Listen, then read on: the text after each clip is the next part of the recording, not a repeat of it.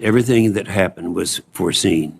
My colleagues on this committee and on the commanders in charge, we saw it coming, and so we were here today to understand what happened and why that advice was ignored. General McKenzie, you said in February, before the president decided to fully withdraw from Afghanistan, quote, "You have to take a condition-based approach." You expressed your concern, quote, about actions that the Taliban had taken up until this point, meaning that the Taliban was not constraining al-Qaeda, as it had agreed to do so under the conditions-based agreement that it signed with the Trump administration, that it was a condition-based statement and position. Around the same time, General Miller, who was then the commander of the U.S. forces Afghanistan, advised his chain of command to keep approximately 2,500 troops in the country. He warned that the Taliban might otherwise take over. General McKenzie, you offered a similar warning when you last testified before this committee in April, right after the president made his decision to withdraw. You said, quote, "My concern is the ability of the Afghan military to hold the ground that they are now on without the support that they have been used to for many years." Throughout the spring, we saw many districts quickly fall to the Taliban, many without firing a shot. This is why I urged President Biden in June to rethink his approach and maintain a small force in Afghanistan in order to prevent the collapse we ultimately saw. It was also why the members of this committee on both sides of the aisle spent months urging the administration to evacuate Americans and our Afghan partners sooner. But President Biden and his advisors didn't listen to his combat commander. He didn't listen to Congress, and he failed to anticipate what all of us knew would happen. So in August, we all witnessed the horror of president's own making. Afghans died as they desperately gripped into the departing flights. The Taliban is in a stronger position than it had been in 9/11. The terrorist Afghani members are now in senior government positions. We went from we will never negotiate with terrorists to we must negotiate with terrorists. You know, in the years that I've been here, we've heard that over and over again, you don't negotiate with terrorists. And now it's required. Worst of all, 13 brave Americans were killed in the evacuation effort. 3 days later, the Biden administration said it was struck an ISIS operative. But in fact, it killed 10 Afghan civilians, including 7 children. And then President Biden concluded the drawdown by doing the unthinkable. He left the Americans behind. The men and women who served in uniform, their heroic families, and the American people deserve answers. How did this avoidable disaster happen? Why were Americans left behind? President Biden's decision to withdraw has expanded the threat of terrorism and increased the likelihood of an attack on the homeland. The administration is telling the American people that the plan to deal with these threats is something called over-the-horizon counterterrorism, and that we do these types of operations elsewhere in the world. That's misleading at best and dishonest at worst. There is no plan. We have no reliable partners on the ground. We have no bases nearby. The Afghan government is now led by terrorists with long ties to al-Qaeda, and we're at the mercy of Pakistan government to get into the Afghan airspace.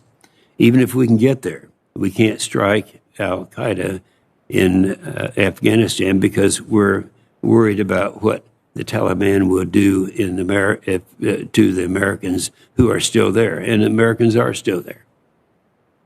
The administration needs to be honest because of President Biden's dishonest decision. The terrorist threat to American families is rising significantly, while our ability to deal with these threats has declined decidedly. We will have another hearing with experts, witnesses on Thursday. That's just 2 days from now. We understand the Undersecretary of Defense, Colin Kahl, has agreed to testify in that hearing. So today is really just a start. So in conclusion, I would just like to say this. President Biden made a strategic decision to leave Afghanistan, which resulted in the death of 13 U.S. service members, the deaths of hundreds of Afghan civilians, including women and children. That's what terrorists do, and left American citizens surrounded by the very terrorists who attacked us on 9/11, and they're still there. Thank you, Mr. Chairman. Oh, thank you very much, Senator Inhofe. Secretary Austin and Chairman Milley, the Doha Agreement. Oh, excuse me. We want to give you an opportunity to have opening statements, as I've been reminded. So, General Austin, you're recognized. Chairman Reed, Ranking Member Inhofe, members of this committee, thank you for the opportunity to appear before you today to discuss our recent drawdown and evacuation operations in Afghanistan. I'm pleased to be joined by Generals Milley and McKenzie, who I know will be able to provide you with additional context. I'd like to make a few points before turning it over to you and to them. And first, I want to say how incredibly proud I am of the men and women of the U.S. Armed Forces, who conducted themselves with tremendous skill and professionalism throughout the war, the drawdown, and the evacuation. Over the course of our nation's longest war, 2,461 of our fellow Americans made the ultimate sacrifice, along with more than 20,000 who still bear the wounds of war, some of which cannot be seen on the outside. And we can discuss and debate the decisions, the policies, and the turning points since April of this year, when the President made clear his intent to end American involvement in this war. And we can debate the decisions over 20 years that led us to this point. But I know that you agree with me that one thing not open to debate is the courage and the compassion of our service members who, along with their families, served and sacrificed to ensure that our homeland would never again be attacked the way it was on 9/11. I had the chance to speak with many of them during my trip to the Gulf region a few weeks ago, including the Marines who lost 11 of their teammates at the Abbey Gate in Kabul on the 26th of August. And I've never been more humbled and inspired. They are rightfully proud of what they accomplished and the lives they saved in such a short span of time. In fact, I'd like to talk to you a little bit about that issue of time. The reason that our troops were able to get there so quickly is because we planned for just such a contingency. We began thinking about the possibilities of a non-combatant evacuation as far back as this spring. Indeed, by late April, 2 weeks after the President's decision, military planners had crafted a number of evacuation scenarios.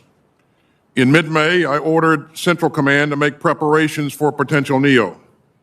And 2 weeks later, I began pre-positioning forces in the region to include 3 infantry battalions. And on the 10th of August, we ran another tabletop exercise around a non-combatant evacuation scenario. We wanted to be ready, and we were.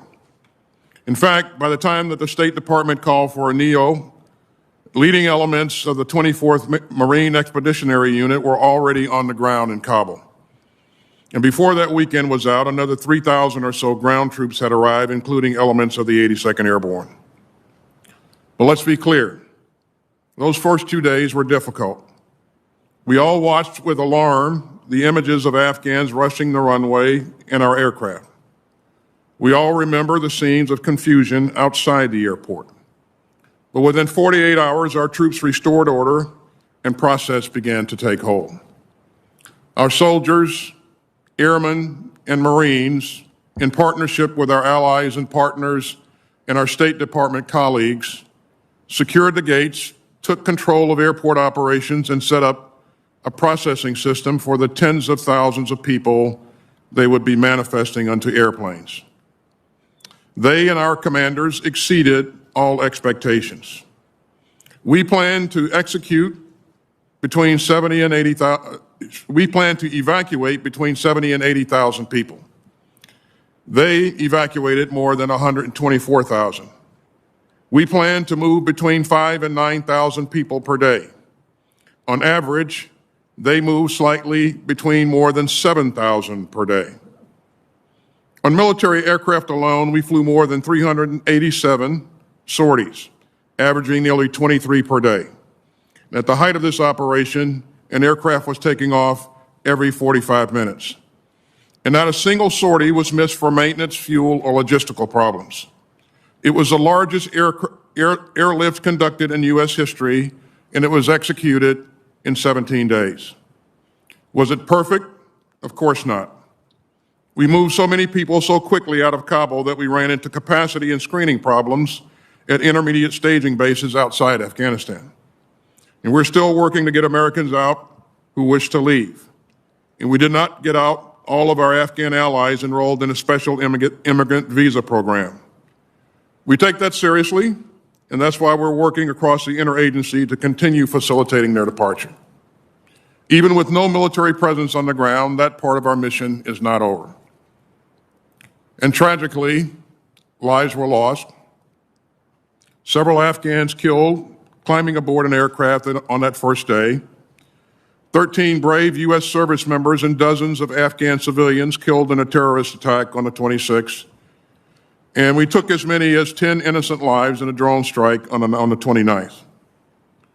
Non-combatant evacuations remain among the most challenging military operations, even in the best of circumstances.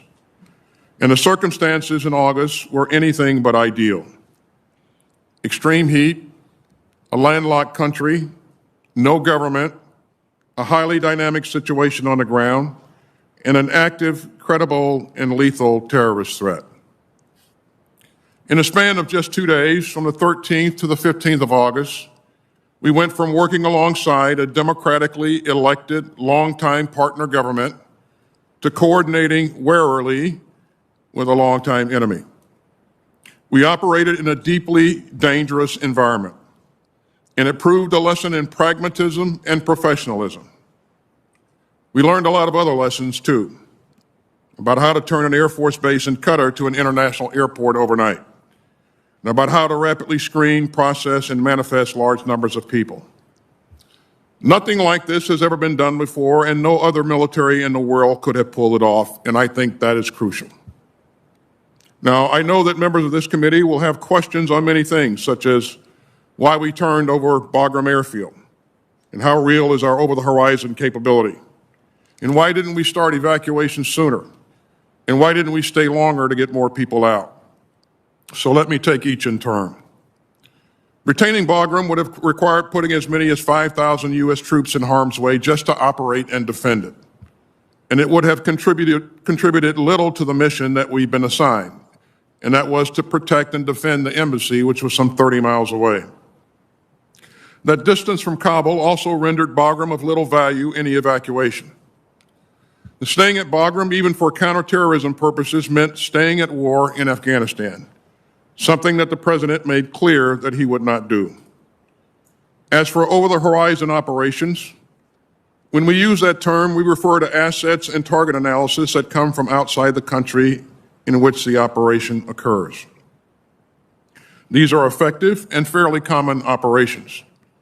Indeed, just days ago, we conducted one such strike in Syria, eliminating a senior al-Qaeda figure. Over-the-horizon operations are difficult, but absolutely possible.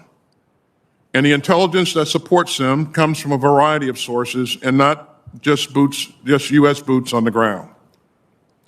As for when we started evacuations, we offered input to the State Department's decision, mindful of their concerns that moving too soon might actually cause the very collapse of the Afghan government that we all wanted to avoid, and that moving too late would put our people and our operations at greater risk. And as I said, the fact that our troops were on the ground so quickly is due in large part to our planning and our pre-positioning of forces. And as for the mission's end, my judgment remains that extending beyond the end of August would have greatly imperiled our people and our mission. The Taliban made clear that their cooperation would end on the 1st of September. And as you know, we face grave and growing threats from ISIS-K. Staying longer than we did would have made it even more dangerous for our people and would not have significantly changed the number of evacuees we could get out. Now, as we consider these tactical issues today, we must also ask ourselves some equally tough questions about the wider war itself, and pause to think about the lessons that we have learned over the past 20 years. Did we have the right strategy? Did we have too many strategies?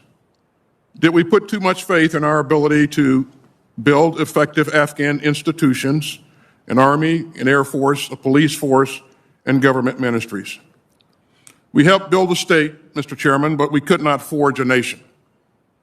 The fact that the Afghan army that we and our partners trained simply melted away, in many cases without firing a shot, took us all by surprise, and it would be dishonest to claim otherwise. We need to consider some uncomfortable truths. That we didn't fully comprehend the depth of corruption and poor leadership in the senior ranks. That we didn't grasp the damaging effect of frequent and unexplained rotations by President Ghani of his commanders. That we didn't anticipate the snowball effect caused by the deals that the Taliban commanders struck with local leaders in the wake of the Doha Agreement. And that the Doha Agreement itself had a demoralizing effect on Afghan soldiers. And finally, that we failed to grasp that there was only so much for which and for whom many of the Afghan forces would fight. We provided the Afghan military with equipment and aircraft and the skills to use them. Over the years, they often fought bravely. Tens of thousands of Afghan soldiers and police died. But in the end, we couldn't provide them with the will to win, at least not all of them. And as a veteran of that war, I am personally reckoning with all of that. But I hope, as I said at the outset, that we do not allow a debate about how this war ended to cloud our pride in the way that our people fought it. They prevented another 9/11. They showed extraordinary courage and compassion in the war's last days, and they made lasting progress in Afghanistan that the Taliban will find difficult to reverse and that the international community should work hard to preserve. Now, our service members and civilians face a new mission, helping these Afghan evacuees move on to new lives and new places. And they are performing that one magnificently as well. I spent time with some of them up at Joint Base McGuire-Dix Lakehurst just yesterday. I know that you share my profound gratitude and respect for their service, their courage, and professionalism, and I appreciate the support that this committee continues to provide them and their families. Thank you. Thank you, Mr. Secretary. General Milley, I believe you have a statement. Chairman Reed, Ranking Member Inhofe, and thank you for the opportunity to be here with Secretary Austin and General McKenzie to discuss Afghanistan. As you mentioned up front, we submitted matters for the record, a lengthy statement of this cut-down oral version, and I know it got too late. During the past 20 years, the men and women of the United States military, along with our allies and partners, fought the Taliban, brought Osama bin Laden to justice, denied al-Qaeda sanctuary, and protected our homeland for 2 consecutive decades. Over 800,000 of us in uniform served in Afghanistan. Most importantly, 2,461 of us gave the ultimate sacrifice, while 20,698 of us were wounded in action, and countless others of us suffer the invisible wounds of war. There's no doubt in my mind that our efforts prevented an attack on the homeland from Afghanistan, which was our core original mission. and everyone who served in that war should be proud. Your service mattered. Beginning in 2011, we steadily drew down our troop numbers, consolidated and closed bases, and retrograded equipment from Afghanistan. At the peak in 2011, we had 97,000 U.S. troops alongside 41,000 NATO troops in Afghanistan. 10 years later, when Ambassador Khalilzad signed the Doha Agreement with Mullah Baradar on 29 February 2020, the United States had 12,600 U.S. troops with 8,000 NATO and 10,500 contractors. This has been a 10-year multi-administration drawdown, not a 19-month or 19-day NEO. Under the Doha Agreement, the U.S. would begin to withdraw its forces, contingent upon Taliban meeting certain conditions, which would lead to a political agreement between the Taliban and the government of Afghanistan. There were 7 conditions applicable to the Taliban and 8 conditions applicable to the United States. While the Taliban did not attack U.S. forces, which was one of the conditions, it failed to fully honor any other condition under the Doha Agreement. And perhaps most importantly for U.S. national security, the Taliban has never renounced al-Qaeda or broke its affiliation with them. We, the United States, adhered to every condition. In the fall of 2020, my analysis was that an accelerated withdrawal without meeting specific and necessary conditions risks losing the substantial gains made in Afghanistan, damaging U.S. worldwide credibility, and could precipitate a general collapse of the ANSF and the Afghan government, resulting in a complete Taliban takeover or general civil war. That was a year ago. My assessment remained consistent throughout. Based on my advice and the advice of the commanders, then Secretary of Defense Esper submitted a memorandum on 9 November recommending to maintain U.S. forces at a level between about 2,500 and 4,500 in Afghanistan until conditions were met for further reduction. 2 days later, on 11 November 2020, I received an unclassified, signed order directing the United States military to withdraw all forces from Afghanistan no later than 15 January 2021. After further discussions regarding the risks associated with such a withdrawal, the order was rescinded. On 17 November, we received a new order to reduce levels to 2,500 plus enabling forces no later than 15 January. When President Biden was inaugurated, there were approximately 3,500 U.S. troops, 5,400 NATO troops, and 6,300 contractors in Afghanistan with a specified task of train, advise, and assist, along with a small contingent of counterterrorism forces. The strategic situation at inauguration was stalemate. The Biden administration, through the National Security Council process, conducted a rigorous interagency review of the situation in Afghanistan in February, March, and April. During this process, the views of the Joint Chiefs of Staff, all of us, the CENTCOM commander, General McKenzie, the U.S. 4A commander, General Miller, and myself were all given serious consideration by the administration. We provided a broad range of options in our assessment of their potential outcomes. The cost, benefit, risk to force, and risk to mission were evaluated against the national security objectives of the United States.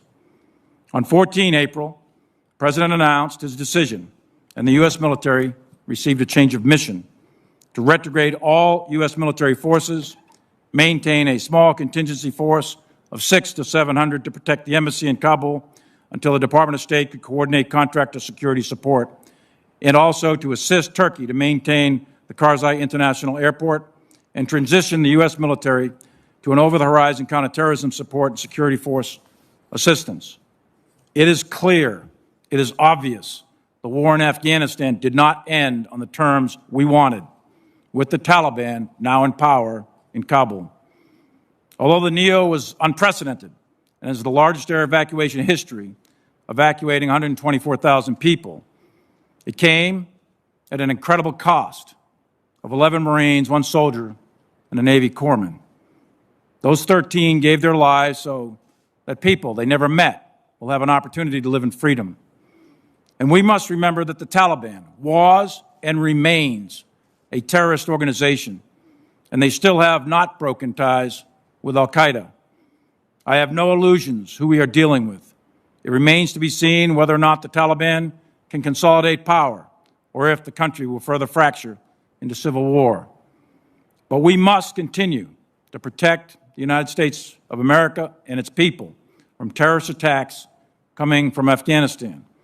A reconstituted al-Qaeda or ISIS with aspirations to attack the United States is a very real possibility.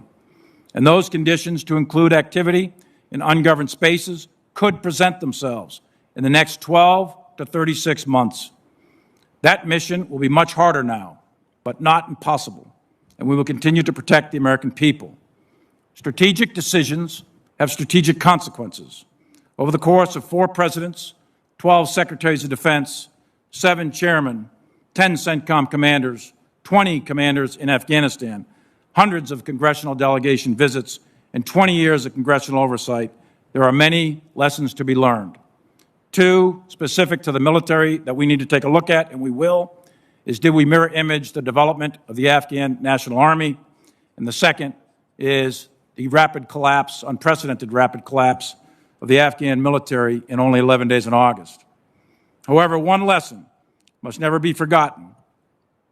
Every soldier, sailor, airman, and Marine who served there in Afghanistan for 20 consecutive years protected our country from attack by terrorists. And for that, they should be forever proud, and we should be forever grateful.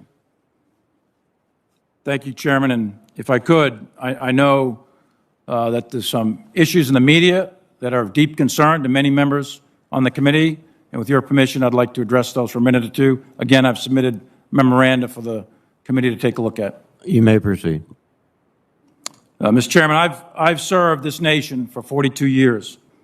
I've spent years in combat, and I've buried a lot of my troops who died while defending this country. My loyalty to this nation, its people, and the Constitution hasn't changed and will never change as long as I have a breath to give. My loyalty is absolute, and I will not turn my back on the fallen. With respect to the Chinese calls, I routinely communicated with my counterpart, General Lee, with the knowledge and coordination of civilian oversight. I am specifically directed to communicate with the Chinese by Department of Defense guidance, the policy dialogue system. These military-to-military communications at the highest level are critical to the security of the United States in order to deconflict military actions, manage crisis, and prevent war between great powers that are armed with the world's most deadliest weapons. The calls on 30 October and 8 January were coordinated before and after with Secretary Esper and Acting Secretary Miller's staffs and the interagency. The specific purpose of the October and January calls were generated by concerning intelligence, which caused us to believe the Chinese were worried about an attack on them by the United States. I am certain that President Trump did not intend to attack the Chinese, and it is my directed responsibility, and it was my directed responsibility by the Secretary to convey that intent to the Chinese. My task at that time was to de-escalate. My message, again, was consistent. Stay calm, steady, and de-escalate. We are not going to attack you. At Secretary of Defense Esper's direction, I made a call to General Lee on 30 October. 8 people sat in that call with me, and I read out the call within 30 minutes of the call ending. On 31 December, the Chinese requested another call with me. The Deputy Assistant Secretary of Defense for Asia-Pacific Policy helped coordinate my call, which was then scheduled for 8 January, and he made a preliminary call on 6 January. 11 people attended that call with me, and readouts of this call were distributed to the interagency that same day. Shortly after my call ended with General Lee, I personally informed both Secretary of State Pompeo and White House Chief of Staff Meadows about the call, among other topics. Soon after that, I attended a meeting with Acting Secretary Miller where I briefed him on the call. Later that same day, on 8 January, Speaker of the House Pelosi called me to inquire about the President's ability to launch nuclear weapons. I sought to assure her that nuclear launch is governed by a very specific and deliberate process. She was concerned and made various personal references characterizing the President. I explained to her that the President is the sole nuclear launch authority and he doesn't launch them alone, and that I am not qualified to determine the mental health of the President of the United States. There are processes, protocols, and procedures in place, and I repeatedly assured her that there is no chance of an illegal, unauthorized, or accidental launch. By presidential directive and Secretary of Defense directives, the chairman is part of the process to ensure the President is fully informed when determining the use of the world's deadliest weapons. By law, I am not in the chain of command, and I know that. However, by presidential directive and DoD instruction, I am in the chain of communication to fulfill my legal statutory role as the President's primary military advisor. After the Speaker Pelosi call, I convened a short meeting in my office with key members of my staff to refresh all of us on the procedures which we practice daily at the action officer level. Additionally, I immediately informed Acting Secretary of Defense Miller of Speaker Pelosi's phone call. At no time was I attempting to change or influence the process, usurp authority, or insert myself in the chain of command. But I am expected, I am required to give my advice and ensure that the President is fully informed on military matters. I am submitting for the record a more detailed and unclassified memoranda that I believe you all now have, although late. And I welcome a thorough walkthrough on every single one of these events. And I'd be happy in a classified session to talk in detail about the intelligence that drove these calls. I'm also happy to make available any email, phone logs, memoranda, witnesses, or anything else you need to understand these events. My oath is to support the Constitution of the United States of America against all enemies, foreign and domestic, and I will never turn my back on that oath. I firmly believe in civilian control of the military as a bedrock principle essential to the health of this republic, and I'm committed to ensuring that the military stays clear of domestic politics. I look forward to your questions, and thank you, Chairman, for the extra time. Thank you, General. General McKenzie, I understand you do not have a statement. Is that correct? Sir, I'll waive my statement in order to get us back on schedule. Thank you very much, General. Secretary Austin, the Doha Agreement represents direct negotiations with terrorists, and not just negotiations, but an agreement with them that excluded the Afghan government and the allies who've been fighting with us now since 9/11. It set a fixed departure date with conditions has been indicated were not really followed consistently by the Taliban. As you considered in April what to do, did the intelligence suggest to you that reneging on the departure of the troops would lead to significant attacks against American and allied military forces? Chairman, to my recollection, the intelligence was clear that if we did not leave in accordance with that agreement, the Taliban would recommence attacks on our forces. And they would include the blue-on-green attacks and any other means they could use to attack American forces. That's correct, Chairman. So the choice was, in many respects, were we going to incur additional casualties indefinitely in Afghanistan? That's one way to look at it. Is that fair? That's correct, Chairman. You certainly would have to take additional measures to be able to defend yourself if the Taliban recommence their offensive operations against us. Now, General Milley and General McKenzie, did the Delaware Agreement affect the morale of the Afghan forces, i.e., was there a sense now that even though it was months away, that the United States was leaving since we had agreed to leave?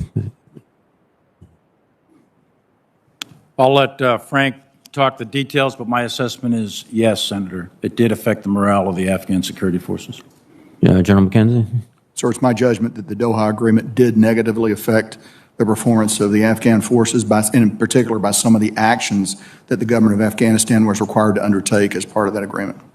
And one of the critical issues was the agreement to withdraw contractors, which are basically the engine that maintains the Air Force of Afghanistan and many other logistical operations. And that was just as critical as the troop departure, I would assume.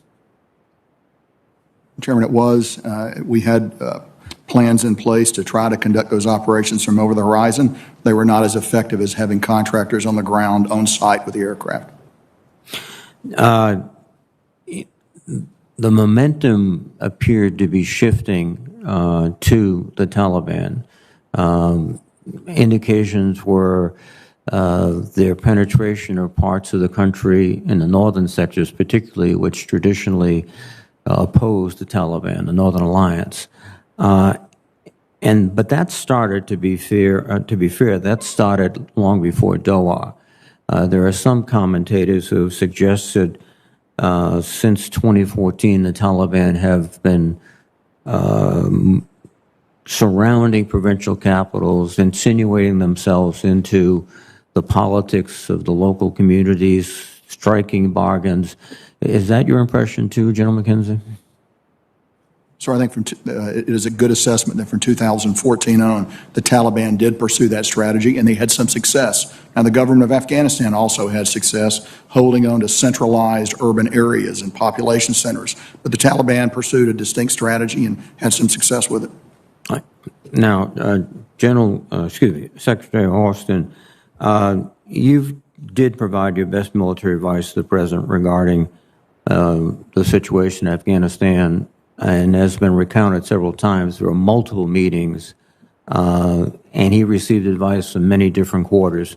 Do you feel that you had the opportunity to make your advice very clear? I do, Chairman. As I've said before, I always keep my my advice to the President confidential, but I am very much satisfied that we had a thorough policy review, and I believe that all of the parties had an opportunity to provide input, and that input was received. Thank you very much. Senator Inhofe. Thank you, Mr. Chairman. It was 2 weeks ago that we had a closed classified hearing. We had General Miller's recommendation at that time. Well, let me first of all just mention that during their confirmation process, you committed, and I'm speaking now to General McKenzie and General Milley, to give me your honest and personal views of this committee, even if those views were differ from those of the administration, and I'm confident that you will be doing that. During this hearing that we had, it was emphasized to us from General Miller that he was recommending the 2,500 troops in Afghanistan. Now, we didn't receive the documentation from your offices, I say to the witnesses today, until, well, actually 10:35 last night. So it really wasn't time to get into a lot of the details, but I'd ask General McKenzie, did you agree to the recommendation that General Miller had 2 weeks ago? Senator, again, I won't share my personal recommendation to the President, but I will give you my honest opinion, and my honest opinion and view shaped my recommendation. I recommended that we maintain 2,500 troops in Afghanistan. And I also recommended earlier in the fall of 2020 that we maintain 4,500 at that time. Those are my personal views. I also have a view that the withdrawal of those forces would lead inevitably to the collapse of the Afghan military forces and eventually the Afghan government. Yes, so I understand that. And General Milley, I assume you agree with that in terms of the recommendation of 2,500? What I said in my opening statement and the memoranda that I wrote back in the fall of 2020 remained consistent, and I do agree with that. This committee is unsure as to whether or not General Miller's recommendation ever got to the president. Obviously, there are conversations with the president, but I would like to ask, even though General McKenzie, I think you've all made this statement, did you talk to the president about General Miller's recommendation? Sir, I was present when that discussion occurred, and I'm confident that the president heard all the recommendations and listened to them very thoughtfully.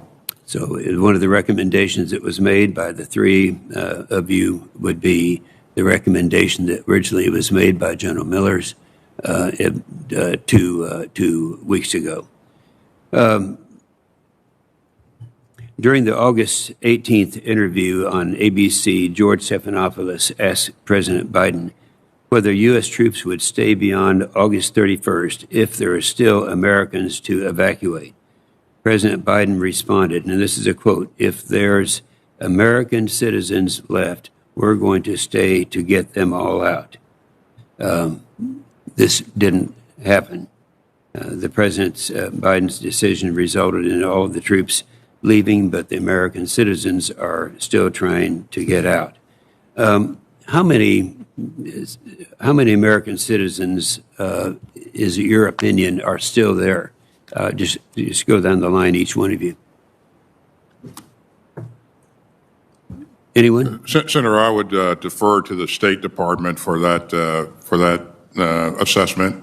That's a dynamic process. They've been contacting the civilians that are in Afghanistan, and again, I would defer to them for definitive numbers.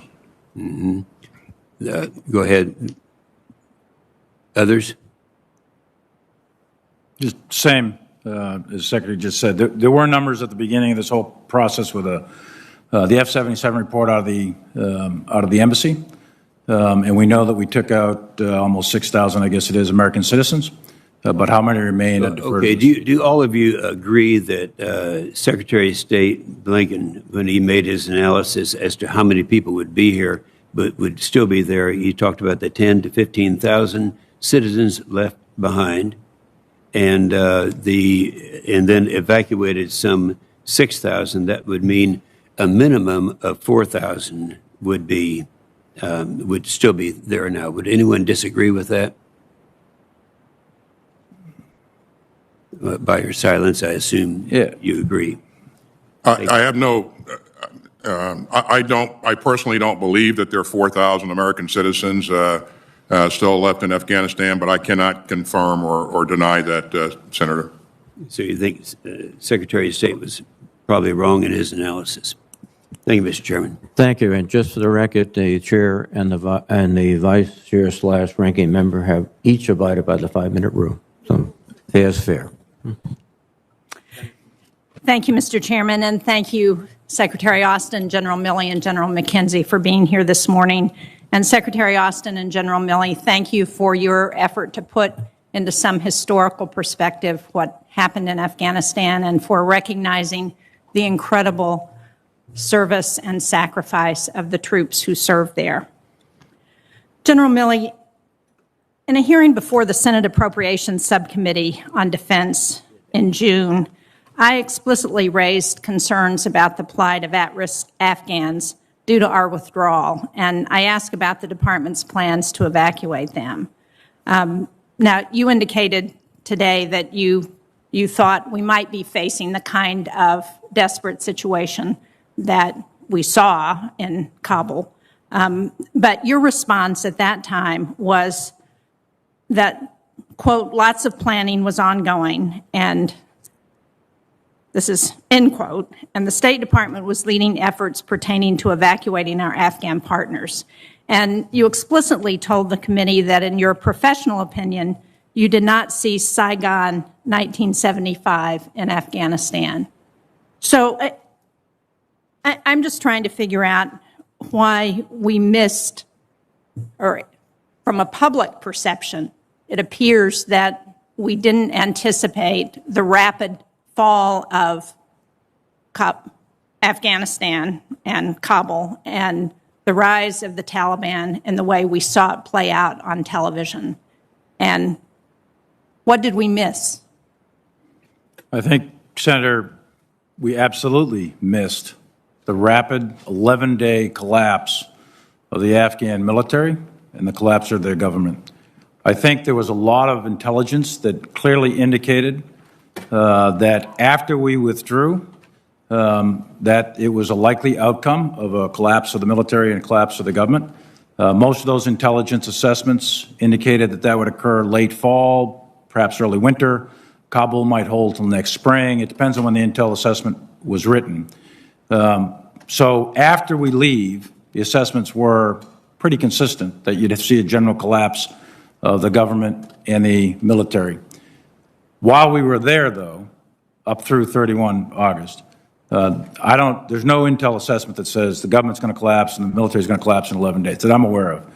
And I've read, I think, pretty much all of them. So, and even as late as the 3rd of August, and there's another one on the 8th of August, et cetera, they're still talking weeks, perhaps months, et cetera. General McKenzie can illuminate on his own views on the same topic. He gave his assessments at the same time. And although General Miller did, in many, many assessments, say rapid, fast, hard for collapse, he also centered into the October-November timeframe as opposed to August. So how do we avoid that happening again?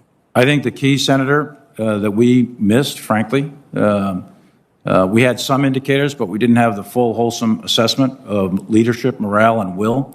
There were some units, and I don't want to say negative things about these guys. There's 60, 70,000 of the Afghan service that were killed in action over the last 20 years. And many units did fight at the very end. But the vast majority put their weapons down and melted away in a very, very short period of time. I think that has to do with will, leadership, and I think we still need to try to figure out exactly why that was. And I have some suggestions, but I'm not settled on them yet. But we clearly missed that. I think one of the key factors we missed it for was we pulled our advisors off 3 years ago. And when you pull the advisors out of the units, you no longer can assess things like leadership and will. We can count all the planes, trucks, and automobiles, and cars, and machine guns, and everything else. We can count those from space and all the other kind of intel assets. But you can't measure the human heart with a machine. You got to be there. Thank you. Secretary Austin, I'm about to run out of time, so you may want to respond to this on the next round. But one of the challenges with getting special immigrant visa applicants out of Afghanistan and this wasn't just a problem in the evacuation, this has been a historic problem that has gone over years, has been having the documents that show they actually served with our military. And DOD has been cited as the major problem in getting those documents. So again, how do we make sure that doesn't happen again in some future conflict where we need our partners on the ground to serve alongside of our military members? And I'm out of time. So hopefully you will answer that. Thank you.